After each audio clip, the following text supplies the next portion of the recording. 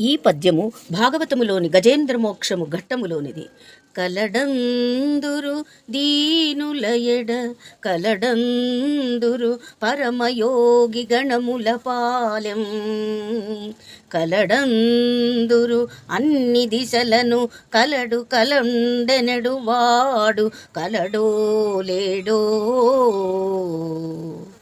మడుగులో జలకాలాడుతూ దాహం తీర్చుకుంటూ ఉన్న గజేంద్రుడి కాలు నీళ్లల్లో ఉన్న మకరికి చిక్కుతుంది. హోరాహోరీగా సాగుతున్న ఇరువురి బలశాలుల పోరాటంలో గజరాజు అలిసిపోతాడు. గజరాజు కాలు మకరికి కొరుకుతూ రక్తసిక్తం చేస్తున్నది. ఏనుగుకి ప్రాణం పోతున్నది, సొమ్మసిల్లిపోయింది.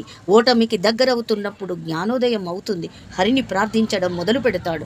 గజేంద్రుడు ప్రస్తుతం కన్నీళ్లతో ఉన్న ఆర్తుడు. ఆ ఆర్తిలో అచ్చమైన సత్యమూర్తి పొరలు పొరలుగా కనిపిస్తుంది. భగవంతుడు అంతటా ఉన్నాడని అంటారు. అలా అనగా ఇట్లా గజేంద్రుడు విన్నాడు. త్రికరణ శుద్ధిగా నమ్మి ఉన్నాడు. పరమాత్ముడు మాత్రం రాలేదు. అయినా అప్పటి జంజాటంలో జీవి బుద్ధిని సంశయం కమ్ముకుంది. ఆ పరమాత్ముడు కలడు కలండనడివాడు కలడో లేడో అని గుంజుకున్నాడు. ఆ ముడులు విడని సంశయాత్ముడు గజేంద్రుడి ప్రార్థనకు దీనాలాపాలకు పరమాత్ముడు రాలేదు.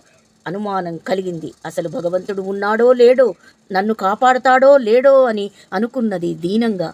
ఈ సంశయాత్ముడు అనగా గజేంద్రుడు అసలు ఉన్నాడో లేడో అనే సతమతమవుతూ ఉంటే, ఆ నిశ్చయాత్ముడు ప్రహ్లాదుడు సర్వేశ్వరుని విషయంలో సందేహం వలదు అని చెప్పాడు. ఇదే ఈ ఇద్దరి మధ్యలో ఉన్న తేడా. అనగా గజేంద్రుడికి ప్రహ్లాదుడికి మధ్యలో ఉన్న తేడా.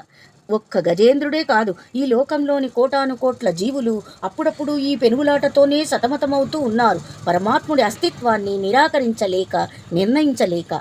పరమ గంభీరమైన ఈ బ్రహ్మ జిజ్ఞాసనను చిన్న చిన్న మాటలల్లో ఎత్తిచూపి పామరులకు కూడా పరమతత్వాన్ని అందజేసినాడు పోతనామాత్యులు అని ఈ పద్యములోని భావము.